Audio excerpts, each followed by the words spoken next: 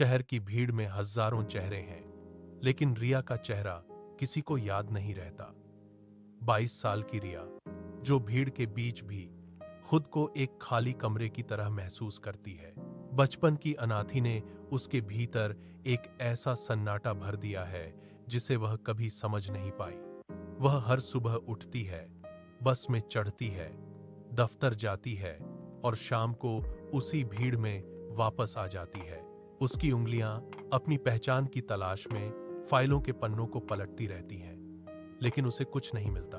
वह अक्सर आईने के सामने खड़ी होकर खुद को देखती है, जैसे किसी अजनबी को परख रही हो। शहर की ऊंची इमारतें और शोर भरी सड़कें उसे हर दिन और छोटा महसूस कराती हैं।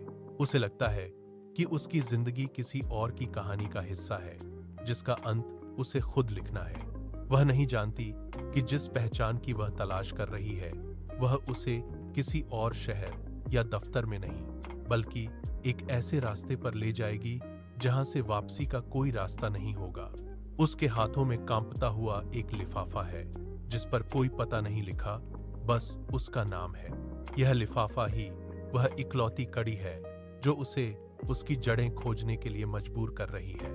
वह अपनी मेज से उठती है, बैग उठाती है और भीड़ से अलग होकर उस दिशा में कदम बढ़ाती है जहां से केवल सन्नाटे की आवाजें आती हैं। रिया ने लिफाफे को अपनी उंगलियों से फाड़ा।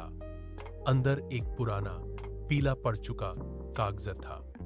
उस पर कोई पता नहीं था, बस एक गांव का नाम और एक दिशा का संकेत था। रिया ने बैग में अपना सामान भरा और शहर की चकाचौंध को पीछे छोड़ दिया। ट्रेन की खिड़की से बाहर देखते हुए उसने देखा कि शहर की इमारतें धीरे धीरे गायब हो रही हैं और उनकी जगह बंजर जमीन और सूखे पेड़ों ने ले ली है। वह घंटों तक सफर करती रही, जब तक कि बस उसे एक ऐसी जगह नहीं छोड़ गई जहां सन्नाटा ही एकमात्र साथी था। रिया ने बस से उतरकर अपने कदम धूल भरी सड़क पर रखे। चारों तरफ ऊंचे टीले थे, जो सूरज की रोशनी को भी अंदर नहीं आने दे रहे थे। उसके हाथ में मौजूद कागज अब पसीने से भीग चुका था। वह आगे बढ़ी तो उसे महसूस हुआ कि हवा का तापमान अचानक गिर गया है। गांव की सीमा पर पहुंचते ही उसने देखा कि वहां कोई बोर्ड नहीं था, बस एक पुराना पत्थर था जिस पर कुछ मिटे हुए निशान थे। रिया ने अपनी सांसें थाम लीं। उसके दिल की धड़कनें तेज हो गईं। सामने एक ऐसा गांव था जो नक्शे पर कहीं नहीं था, लेकिन वह उसे अपनी ओर खींच रहा था। उसने एक कदम और आगे बढ़ाया तो सूखी टहनियों के टूटने की आवाज पूरे सन्नाटे में गूंज उठी। वह रुक गई, पीछे मुड़कर देखा, लेकिन रास्ता धुंधला हो चुका था। अब पीछे लौटने का कोई विकल्प नहीं था। रिया ने गांव की मुख्य गली में प्रवेश किया। उसके जूतों की आवाज सूखी मिट्टी पर गूंज रही थी, जो सन्नाटे को और अधिक भारी बना रही थी। उसने आसपास देखा, लेकिन गलियां पूरी तरह खाली थीं। एक घर की खिड़की थोड़ी खुली थी। रिया ने उसकी ओर अपना सिर घुमाया। अंदर से किसी की परछाई दिखी और अगले ही पल लकड़ी के पल्लों के जोर से टकराने की आवाज आई। खट, खिड़की बंद हो गई। रिया रुकी। उसने अपना हाथ हवा में उठाया, जैसे कुछ कहना चाहती हो, लेकिन कोई आवाज नहीं निकली। वह आगे बढ़ी तो दूसरी तरफ की खिड़कियों के पर्दे भी एक एक करके गिरने लगे। लोग उसे देख रहे थे, लेकिन कोई बाहर नहीं आया। हर घर की दहलीज पर धूल की मोटी परत जमी थी, जैसे बरसों से किसी ने यहां कदम न रखा हो। रिया ने एक बूढ़े व्यक्ति को दूर से देखा, जो उसे देखते ही अपनी लाठी पटकते हुए अंधेरे गलियारे में ओझल हो गया। हवा में अब कोई हलचल नहीं थी, बस एक अजीब सा भारीपन था जो उसकी छाती पर दबाव डाल रहा था। उसने अपने बैग की पट्टियों को कसकर पकड़ा।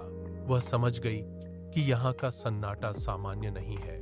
यह एक ऐसा घेरा है जो धीरे धीरे उसके चारों ओर सिमट रहा है।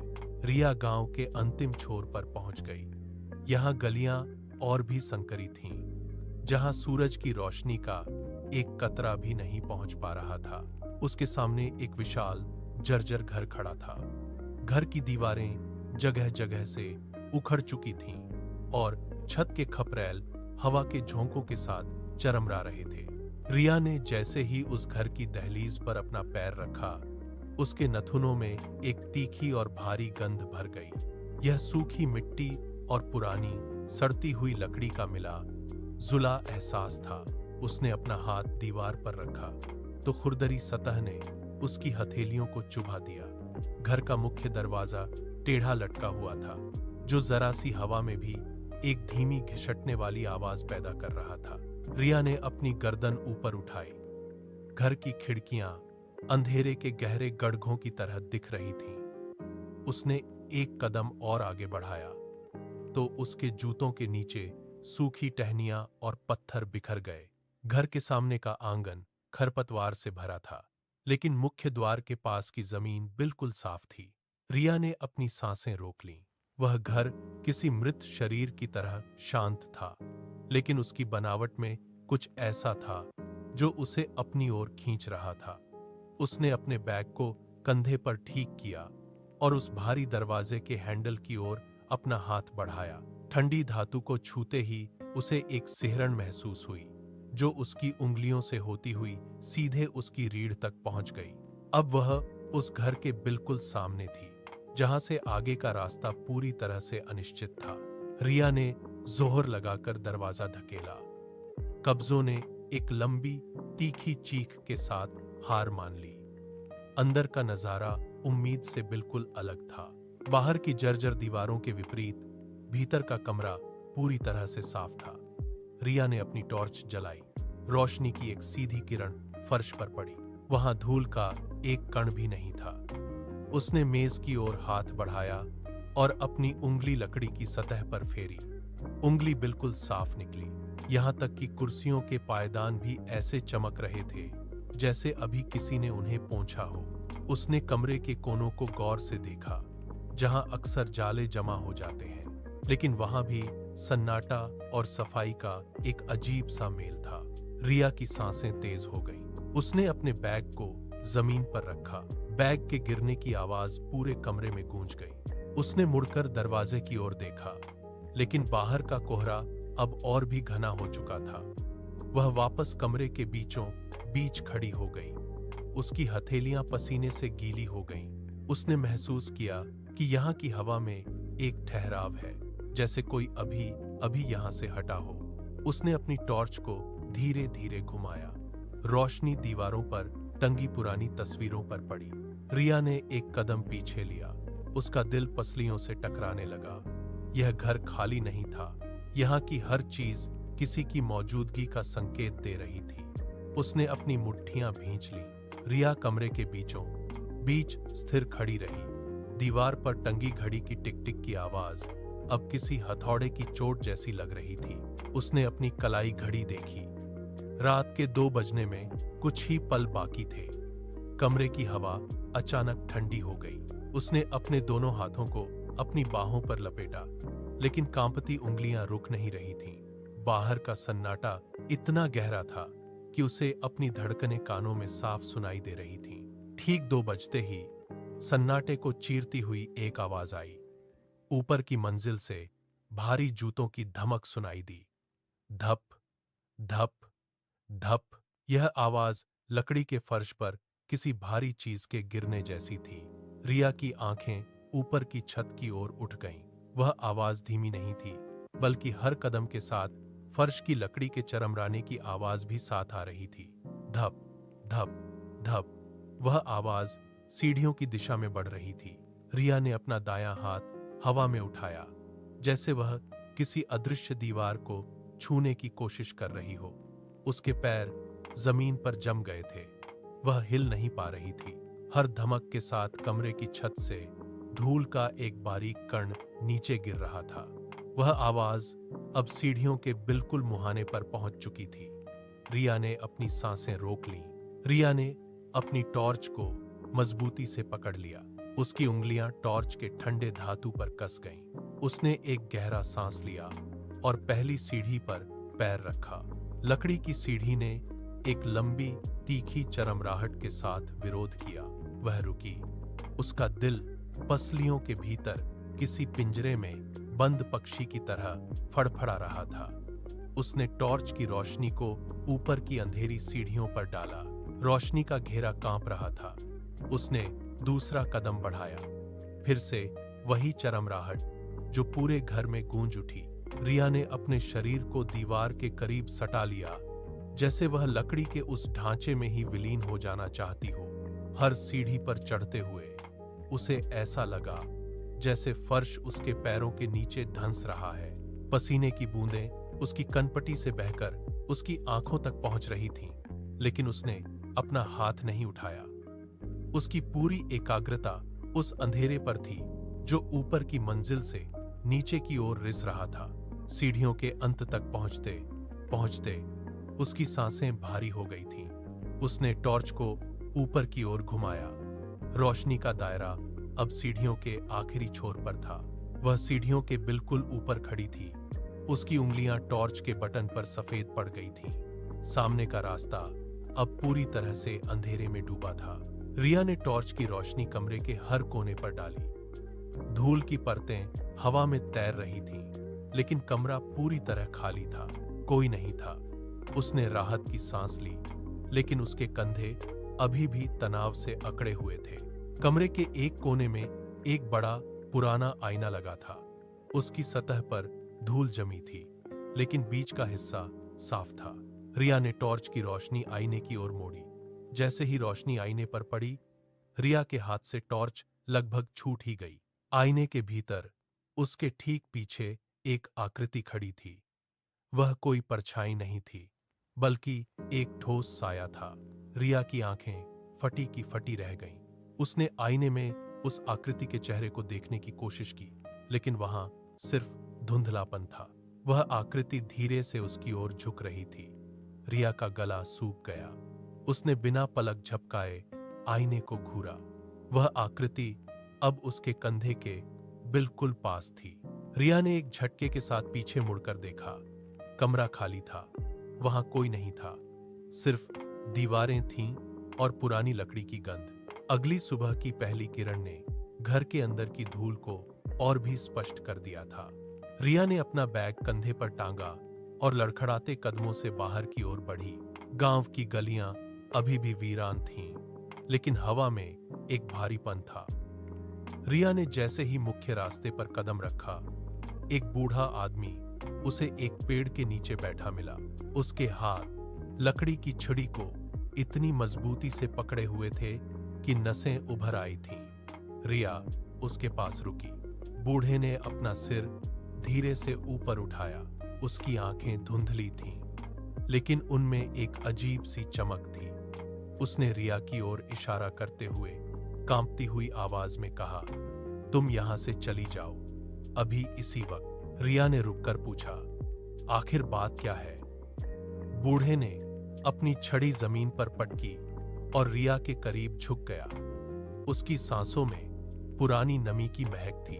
उसने फुसफुसाते हुए कहा, 20 साल पहले भी एक लड़की आई थी, बिल्कुल तुम्हारी तरह। उसने भी इसी घर में रात बिताई थी।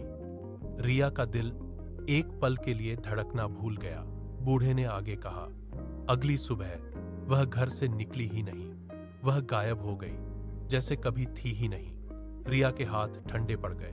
उसने फिर से अपनी छड़ी उठाई और बिना पीछे देखे लंगड़ाते हुए आगे बढ़ गया। रिया वहीं खड़ी रह गई। उसके कानों में बूढ़े के शब्द गूंज रहे थे। बूढ़े के शब्द रिया के दिमाग में हथौड़े की तरह बज रहे थे। उसने एक पल भी बर्बाद नहीं किया। वह दौड़ती हुई उस जर्जर घर की ओर वापस गई। उसका बैग कंधे से फिसल रहा था। उसने उसे कसकर पकड़ा और घर के अंदर घुसकर अपना सामान समेटने लगी। उसके हाथ कांप रहे थे। उसने एक झटके में बैग की जिप बंद की और मुख्य दरवाजे की ओर लपकी। उसने दरवाजे का भारी हैंडल पकड़ा और उसे पूरी ताकत से अपनी ओर खींचा। लकड़ी की चरमराहट के साथ दरवाजा खुला। रिया ने राहत की एक लंबी सांस ली और बाहर की ओर कदम बढ़ाया, लेकिन जैसे ही उसकी नजर बाहर पड़ी, उसके पैर वहीं जम गए। जहां कल तक गांव की गलियां और घर थे, वहां अब कुछ नहीं था। केवल एक घना सफेद कोहरा था जो हर चीज को निगल चुका था। रिया ने एक कदम आगे बढ़ाया, लेकिन उसे लगा जैसे वह किसी अदृश्य दीवार से टकरा गई हो। उसने अपनी आंखें मली, फिर से देखा। वह पूरी तरह से घिर चुकी थी। उसने पीछे मुड़कर देखा। वह पुराना घर अब भी उसके पीछे खड़ा था, जैसे वह उसे वापस अंदर बुला रहा हो। कोहरे के उस सन्नाटे को एक तेज झटके ने तोड़ दिया। रिया के पीछे खड़ा वह जर्जर दरवाजा बिना किसी हवा के झोंके के अचानक जोर से बंद हो गया। लकड़ी का भारी पल्ला चौखट से टकराया और एक गूंजती हुई आवाज पूरे घर में फैल गई। रिया ने तुरंत पीछे मुड़कर धातु के हैंडल को पकड़ा और उसे जोर से घुमाया। हैंडल अपनी जगह पर अटका हुआ था। उसने अपनी पूरी ताकत लगा दी, अपने कंधे का जोर दरवाजे पर डाल दिया, लेकिन वह टस से मस नहीं हुआ। ताला अंदर से पूरी तरह जाम हो चुका था। रिया ने नाखून दरवाजे की दरारों में गड्ढा दिए। उसकी उंगलियां दर्द से सुन्न होने लगीं। तभी ऊपर की मंजिल से लकड़ी के फर्श पर भारी जूतों की आहट सुनाई दी। धप धप धप। वह आवाज सीढ़ियों के किनारे तक आकर रुक गई। रिया ने अपनी गर्दन ऊपर की ओर उठाई। उसकी सांसें तेज और उथली हो गई थीं। तभी अंधेरे में डूबी हुई ऊपरी मंजिल से एक ठंडी और भारी आवाज गूंजी। तुम जा नहीं सकती। यह आवाज किसी इंसान की नहीं, बल्कि दीवारों के भीतर से निकलती हुई प्रतीत हो रही थी। रिया के हाथ कांपने लगे। उसने दरवाजे पर अपना सिर टिका दिया। वह अब समझ चुकी थी कि बाहर निकलने का कोई रास्ता नहीं बचा है। घर की दीवारें जैसे धीरे धीरे सिकुड़ रही थीं। ऊपर से आती वह आवाज अब और भी करीब महसूस हो रही थी। ऊपर से आती उस आवाज ने रिया की रीढ़ में सिहरन दौड़ा दी। वह अब और नीचे नहीं रुक सकती थी। उसने सीढ़ियों की ओर कदम बढ़ाए। लकड़ी की हर सीढ़ी उसके भार से कराह रही थी। वह धीरे धीरे ऊपर चढ़ी। उसका हाथ दीवार के खुरदरे प्लास्टर को छू रहा था। कमरे का दरवाजा बंद था, लेकिन जैसे ही वह उसके सामने पहुंची, वह बिना किसी स्पर्श के धीरे धीरे अंदर की ओर खुल गया। अंदर का दृश्य देख रिया के पैर जमीन में धंस गए। कमरे के बीचों बीच एक लड़की खड़ी थी। रिया ने अपनी आंखें मलकर फिर से देखा। वह कोई और नहीं, वही थी।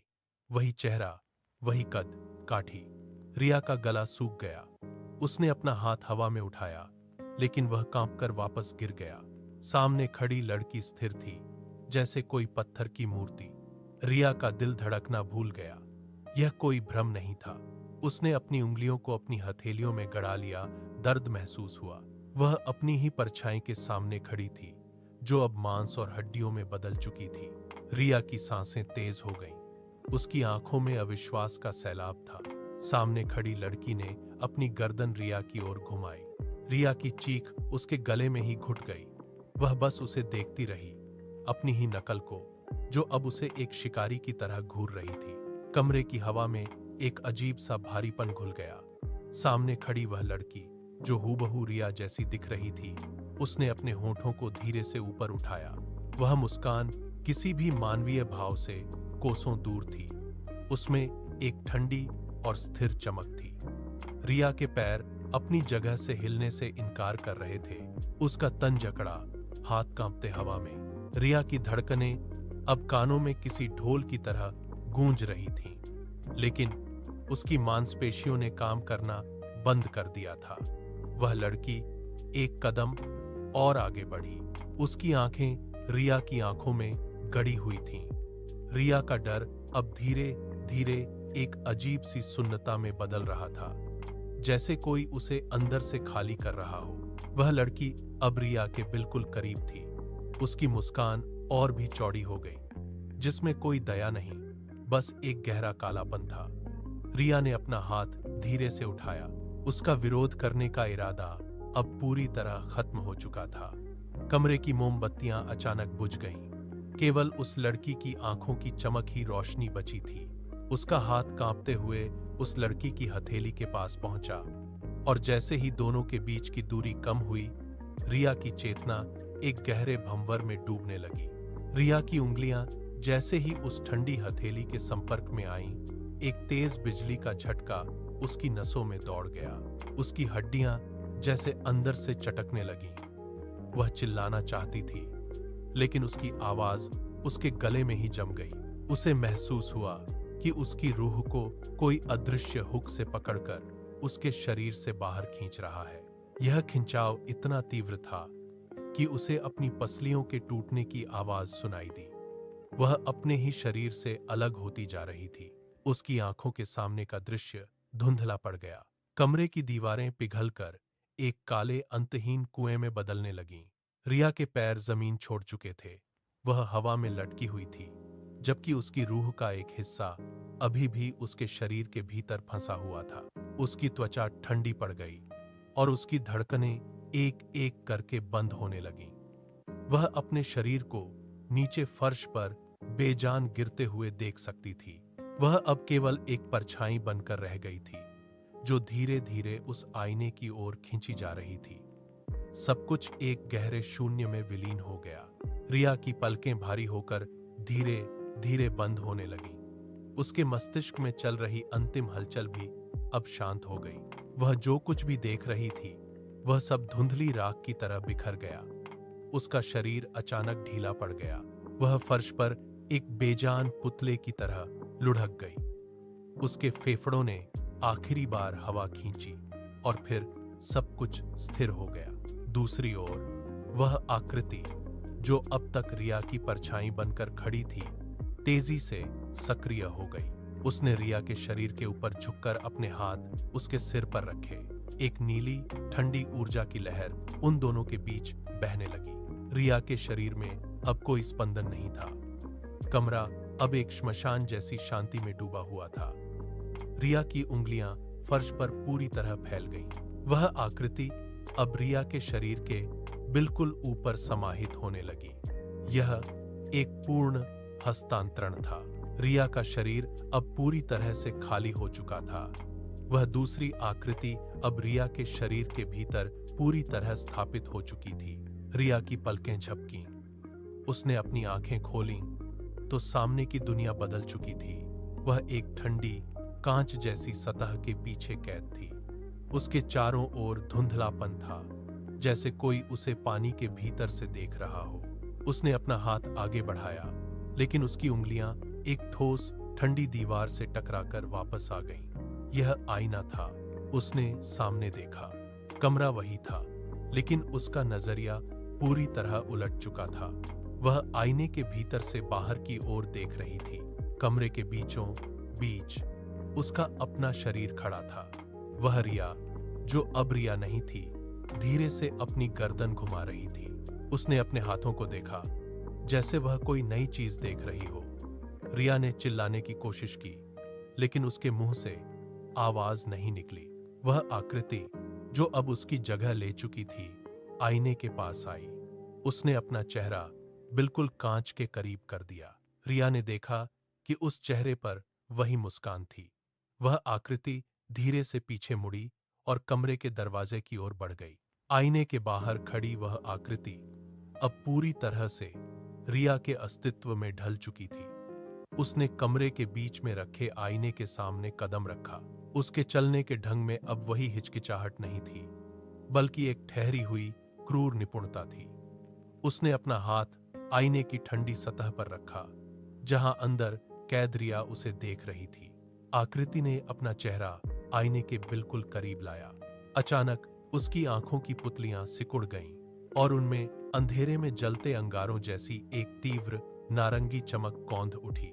यह चमक उस कमरे के सन्नाटे को चीरती हुई आईने के भीतर तक पहुंच गई। रिया ने देखा कि उसकी अपनी पहचान, उसकी यादें और उसका नाम, सब कुछ उस चमक के पीछे ओझल हो रहा था। वह आकृति अब रिया की तरह नहीं, बल्कि रिया के रूप में पूरी तरह जीवित थी।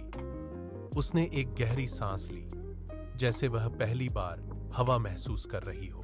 उसने आईने पर अपनी उंगलियों से एक लकीर खींची, जिससे कांच की सतह पर कंपन पैदा हुआ। रिया की आवाज, जो अब उस आकृति के गले से निकल रही थी, कमरे में गूंजी एक ठंडी और स्थिर फुसफुसाहट। वह आकृति अब रिया की पहचान की मालिक थी। उसने आईने की ओर अंतिम बार देखा, जहां रिया का प्रतिबिंब अब केवल एक धुंधली परछाई बनकर रह गया था। उसने अपना सिर झटका, बाल पीछे किए और कमरे से बाहर की ओर बढ़ गई। रिया का अस्तित्व अब उस आईने की कैद में पूरी तरह मिट चुका था। सूरज की पहली किरण ने गांव की धूल भरी गलियों को छुआ। सन्नाटा अभी भी भारी था, लेकिन घर के बाहर हलचल शुरू हो गई। गांव के लोग धीरे धीरे उस जर्जर घर के सामने आकर जमा होने लगे। वे चुप थे, उनकी नजरें बंद दरवाजे पर टिकी थीं। किसी ने भी उसे खोलने की हिम्मत नहीं की। दरवाजा वैसे ही बंद था जैसे कल रात था। हवा में सूखी मिट्टी की वही पुरानी गंध तैर रही थी। तभी घर के अंदर से एक हल्की सी खड़खड़ाहट सुनाई दी। लोग पीछे हट गए। अंदर का मुख्य कमरा शांत था, लेकिन मेज पर रखी चीजें बदल चुकी थीं। कल रात तक जो मेज खाली थी, उस पर अब एक नई डायरी रखी थी। डायरी का पन्ना खुला हुआ था। उस पर स्याही अभी भी गीली थी, जैसे उसे कुछ पल पहले ही लिखा गया हो। अक्षरों की बनावट साफ और गहरी थी। उस पर लिखा था, आज एक और आ गई। स्याही के धब्बे पन्ने पर फैल रहे थे, मानो वे अभी भी ताजा हों। घर के बाहर खड़े लोग एक दूसरे को देखते हैं, फिर बिना एक शब्द कहे वापस मुड़ जाते हैं। यह कोई पहली बार नहीं था। यह एक अंतहीन सिलसिला था जो हर बार इसी तरह शुरू होता था। आईने के पीछे की दुनिया का चक्र फिर से घूम चुका था। कैमरा धीरे धीरे उस कमरे के भीतर रखे आईने की ओर बढ़ता है। कांच की सतह पर धूल की एक परत जम चुकी है, लेकिन केंद्र में सब कुछ साफ है। आईने के भीतर दो आकृतियां एक साथ खड़ी हैं। दोनों के चेहरे बिल्कुल एक जैसे हैं, जैसे एक ही तस्वीर की दो प्रतियां। वे स्थिर हैं, उनकी आंखें सीधे देखने वाले की ओर टिकी हैं। अचानक उन दोनों के होठों के कोने ऊपर की ओर मुड़ते हैं। एक धीमी ठंडी मुस्कान उनके चेहरों पर फैलती है। यह मुस्कान आईने की गहराई से निकलकर कमरे के सन्नाटे में घुल जाती है। कांच के पीछे कैद उन चेहरों की चमक एक साथ बढ़ती है। बाहर की दुनिया से कोई आवाज नहीं आती, सिर्फ आईने के भीतर की वह मुस्कान है जो अब कभी खत्म नहीं होगी। चक्र पूरा हो चुका है और आईने के अंदर अब दो चेहरे एक साथ मुस्कुरा रहे हैं।